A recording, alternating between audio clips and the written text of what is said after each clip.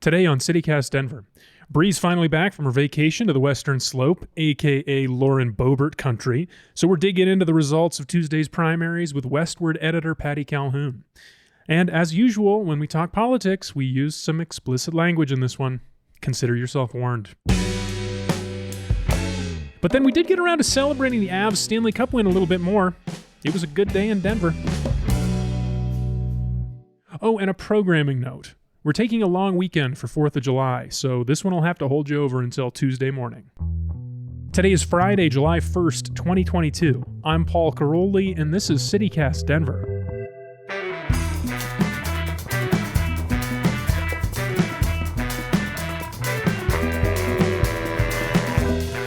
I think Kroenke, they're going to let him build 50-story buildings all over town. I know, I wouldn't be too worried about it. No, I'm worried about that. I'm worried about Kroenkeville. All right, well, let's get into Okay, it. sorry. This thing is finally rolling and ready. Welcome back to CityCast Denver, the show about Hockeytown, USA. I'm feeling it coming in this morning. Oh my God, the parade traffic crowd. made you feel it? Yes. The number of people in jerseys on the sidewalk. I did love it. I did. Happy families. Yes, Everyone looked a lot really of kids. good. It's incredible out there. The energy. It's electric. I want to give a shout out to my friend and former roommate, Sean Rundle, biggest hockey fan I know. When my husband called him last night and said, "Hey, Sean, you want to go down to the parade at 10 tomorrow?" He said, "Oh, no, I'm getting down there at 5 a.m. I'm staking out my spot to celebrate." And I love this. This is really, Denver needed this so bad. When was the last time it felt this good to be in Denver? I don't know. I don't remember. Maybe the last big championship sporting thing. You know, the All-Star game last summer was pretty good. Yeah. For activation. Yes. It would be nice if when there was a great theater production, everyone remembered to go That's what I out and told Paul. celebrate I said, too. we don't do that. Right. Now, You're going to find me outside Moulin Rouge next week burning a Be couch. like, yeah. Moulin Rouge. Wearing your Moulin Rouge jersey. I was just glad we didn't have to pull our newspaper racks this time because we did in the first Avs win when they Really? were burning newspapers. Yeah. Interesting. All right. Well, I mean, I kind of want to get out there today. So we had planned to talk about the primaries. I think we should do it quick and then get out and talk to some people and feel this a little bit. I want to feel the energy. But we haven't talked about the primaries all week. Also, I haven't introduced you two. Bree is here. Hi. Listeners, you know Bree. Bree's the host of the me. show. Also, Patty Calhoun is here, editor of Westward. She's back, finally. Patty, welcome. In the office very close to the Avs parade and rally spot. Yes, indeed. We are in the epicenter. And we're back in the Lindy Zimmer studio at Westward. It's Friday. We're chatting about the news of the week. Two stories. We've been talking about the Avs. That's one. The other one, primaries on Tuesday. Democrats and Republicans and unaffiliateds like me voted. And now we know a little bit more about how Coloradans feel about the people that hold these offices. I didn't know our unaffiliated voters were as many as our Democratic voters. They're more. They're I mean, more. unaffiliated is larger than the parties. Way larger than the Republican. Right. So it's about in Denver proper. Oh, in Denver proper, but across the state. So unaffiliated, I think, are over 44%. And it's great that they can now vote in a primary, not both, but one. You know, people talk about, like, is Colorado blue? Is it purple? Is it red? Let's start calling it unaffiliated. Yeah, we're unaffiliated. We're that's, I think, how most people want to see it themselves. That's what it is. You know, in Denver, I talked about the low turnout for the primaries. Is that normal, Patty? It was not normal in the sense that we had our expectations built up. And that's really one of the things I'm interested in. We talked so much about the crackpot candidates on the right that I thought they would do better than they did.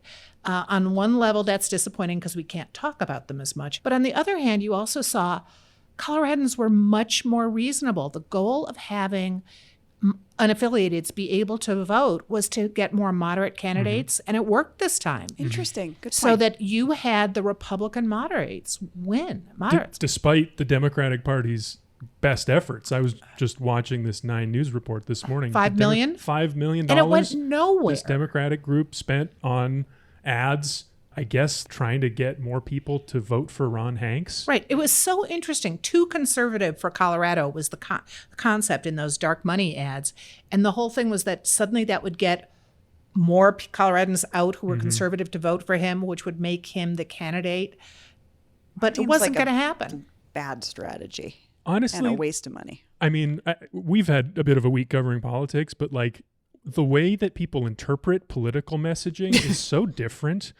It's so like wildly divergent based on everyone's own individual baggage. Like to be That's able a to lot like to bank on. make a move, spend $5.5 million on this kind of like reverse psychology ploy.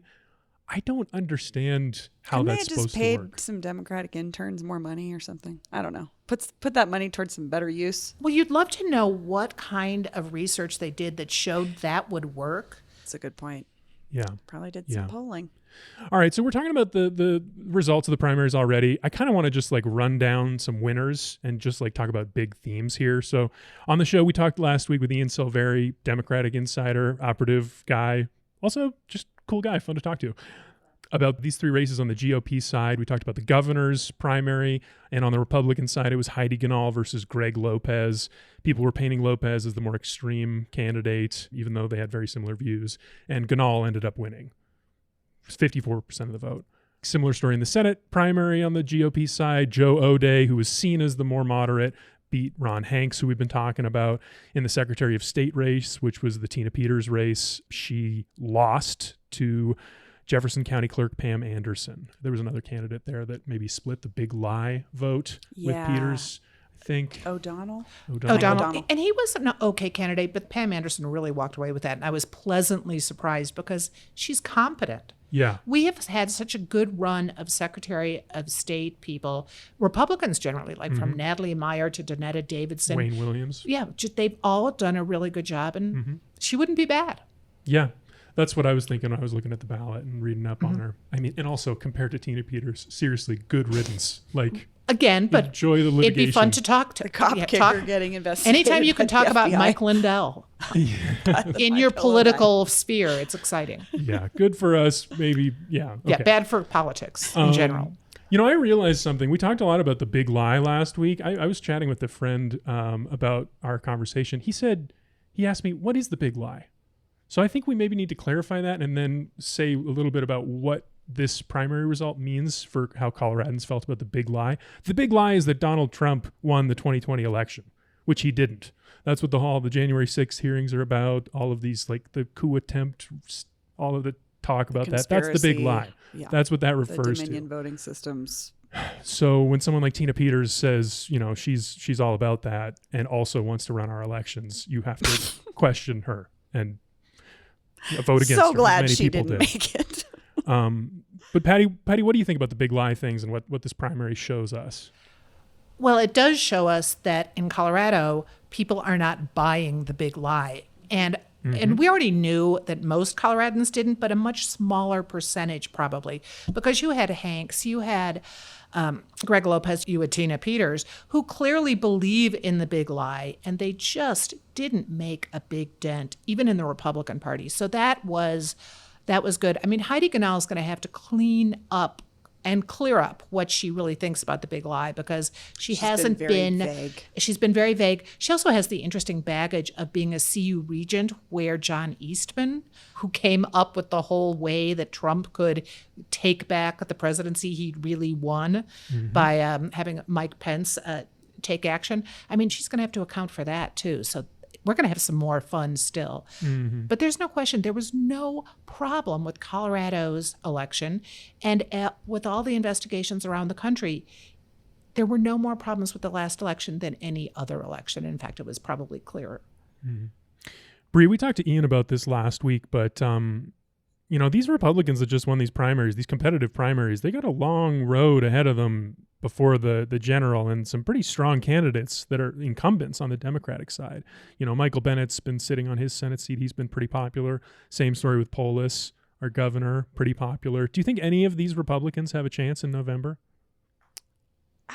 I don't know. I mean, again, thinking about us being this unaffiliated state, I think it will be determined, I think, like Patty's saying, how they run their campaigns. What we actually learn about them may tell us a little bit more. But at this point, I don't see why our Democrats wouldn't stay strong. And I think we talked about Polis's favorability last week with Ian, and his policies are more favorable than he is as a person, polling wise, but he's not super unpopular. Yeah.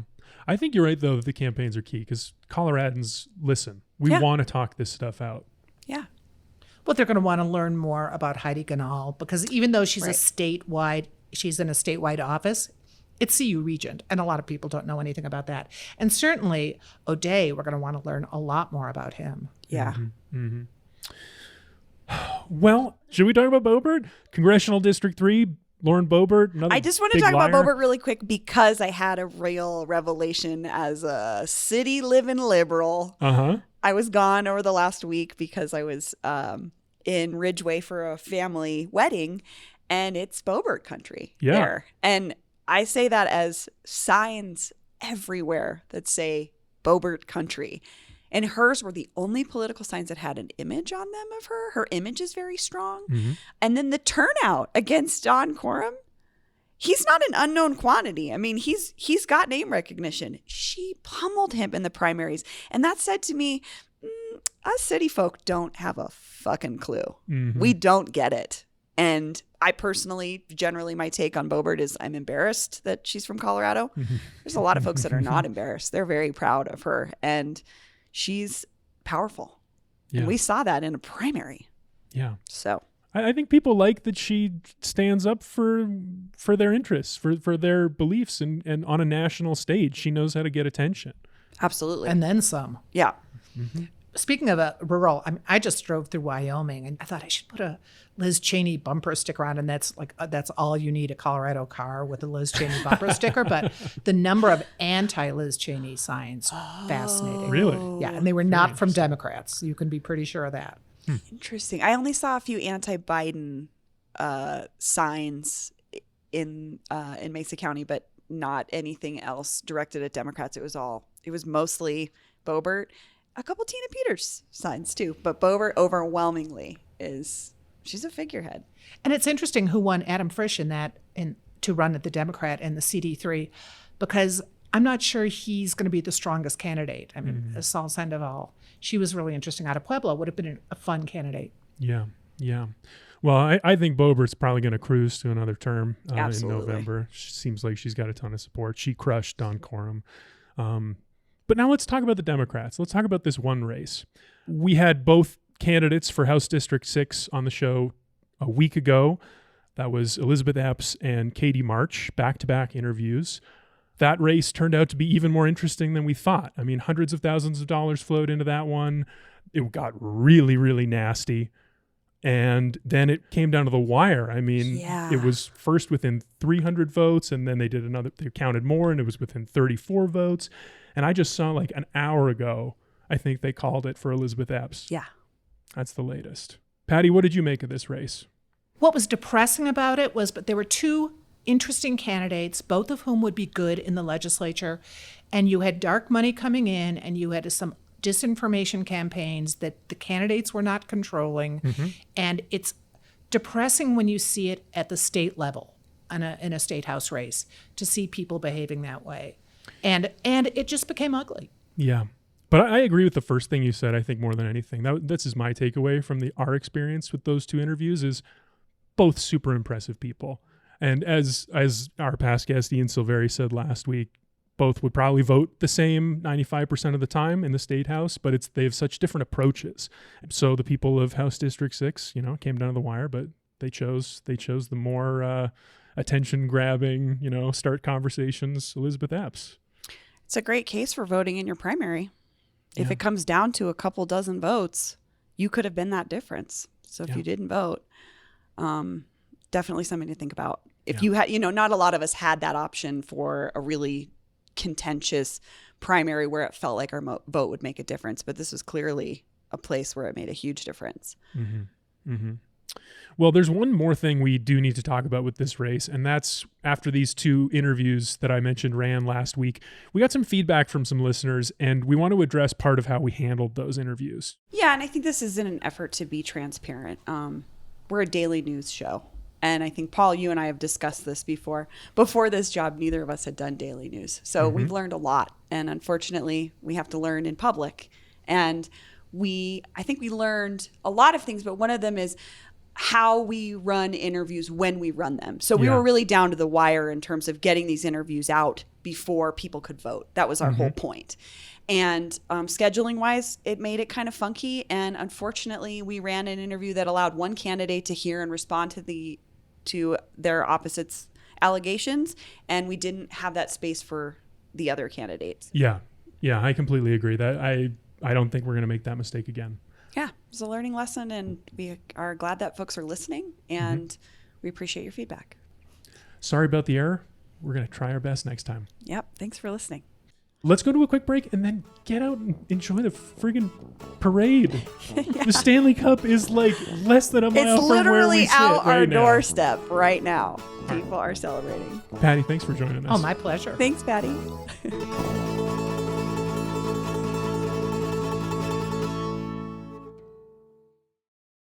Are you still quoting 30-year-old movies? Have you said cool beans in the past 90 days? Do you think Discover isn't widely accepted? If this sounds like you, you're stuck in the past. Discover is accepted at 99% of places that take credit cards nationwide. And every time you make a purchase with your card, you automatically earn cash back. Welcome to the now. It pays to Discover. Learn more at discover.com/credit card. Based on the February 2024 Nielsen Report.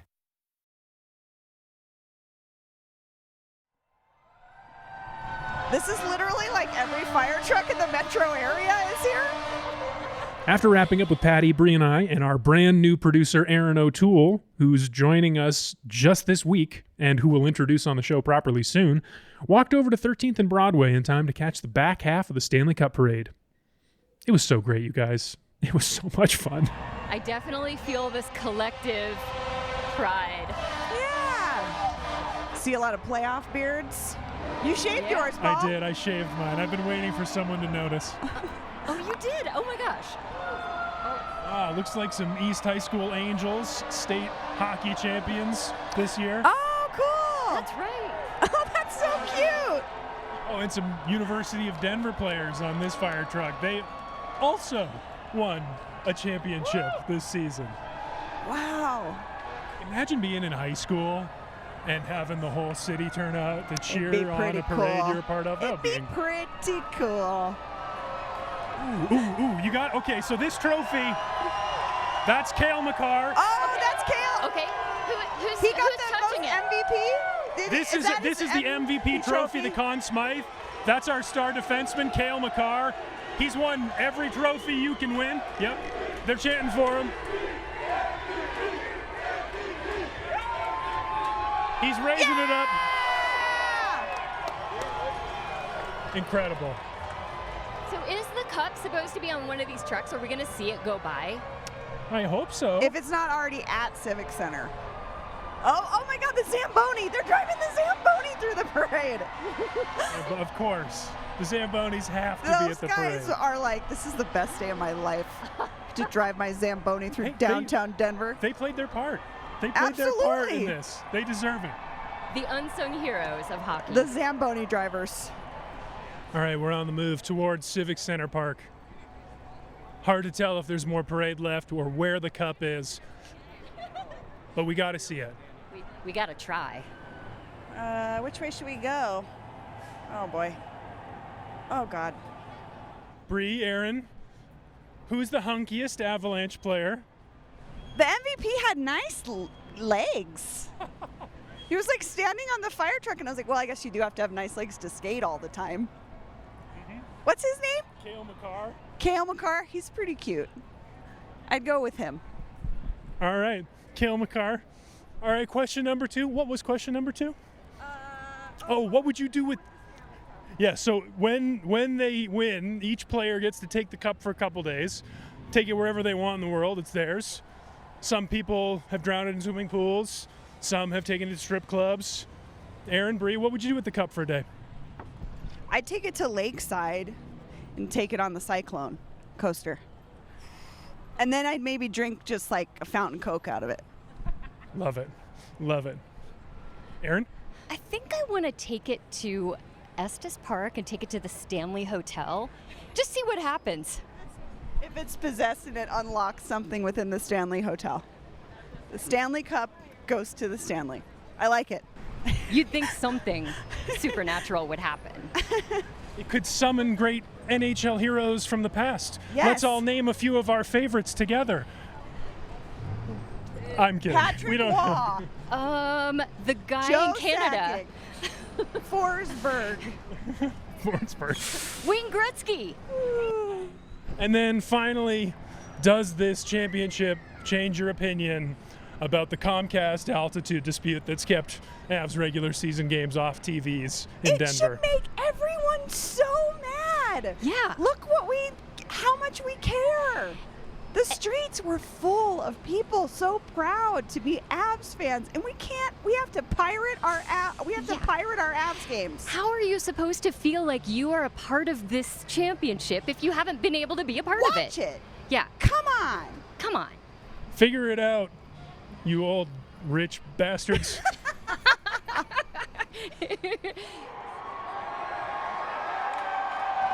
Oh my God, now they're just throwing beers at fire trucks. And they're exploding. So this is Avs goal-scoring winger Mikko Rantanen trying to catch beers. Oh, is that who that is? Yes. He was one of their leading scorers in the regular season. He has yet to catch a single beer thrown from the crowd. Now, they haven't been great throws. They're mostly hitting the side of the truck. He got one. Oh my God, it's like Fireball. He's like doing a shot of Fireball. Oh, yeah! He's excited. I can't believe what I just saw. That was an amazing catch. Is that Sakic? I think that's our general manager, Oh, Joe I think Sakic. it is, because I think that's one of his either his wife or his daughter. That guy, what a hero to this franchise. I mean, he captained the team to 2 Stanley Cups in '96 and 2001. I can't believe Joe And now he's Sakic's here. not wearing his jersey. He's tired of the attention. I know. It's tough being Joe Sakic. Aww. I love this. This feels great. I know. There's This is awesome. a guy walking down the sidewalk holding Aw, a little baby. 1-year-old baby. Can you imagine being here? Hi. Hi. I think we should probably start talking about making the official CityCast Denver crowd size estimate at some point. Oh God, I have no clue. 200,000? I know they were saying 200,000. What does it look like to you, Aaron? Let's see. 1, 2, 3, 4, 5. 200,000. I'm gonna guesstimate 80,000 on this street alone, and that's very scientific. Oh, wait a second. Holy shnikes. Wait a second. What? Look who's coming up here on this. Should we that get the up cup? closer? Is that the cup? Is that the cup? That's the cup. What? Oh my God. I gotta get a video of this. Yes. There's a superstition in hockey that if you have the opportunity to touch the Stanley Cup, you shouldn't do it. You shouldn't touch it until you win it. So for these players, when they're lifting it over their heads and when they're kissing it, it's the culmination of a whole lifetime thinking about this, dreaming about this. They're finally. I can't Who's believe that? I'm here to witness it. That's our best player, Nathan McKinnon, holding it right now. He looks so happy. Standing with Landeskog and Eric Johnson. These are guys who've been on the roster since 2017, 2018 when the team was worst in the league. This has got to feel incredible for them. Amazing. That's awesome. Yeah. That was the real deal. That's a good-looking trophy.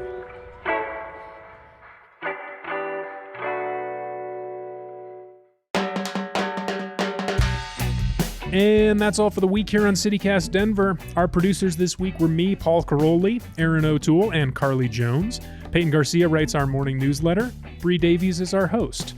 Our music is by Los Mocochetes with additional mixing by Tyler Lindgren, plus more this week from the Epidemic Sound Library and the band All the Kimonos. Hope you all have a happy 4th of July weekend. Stay safe out there. Watch out for flying beer cans. It's probably just hockey fans. You know how they are. We're taking a day off, so look for us in your feeds on Tuesday morning. And don't forget to sign up for our daily newsletter and learn more about us at denver.citycast.fm. Bye.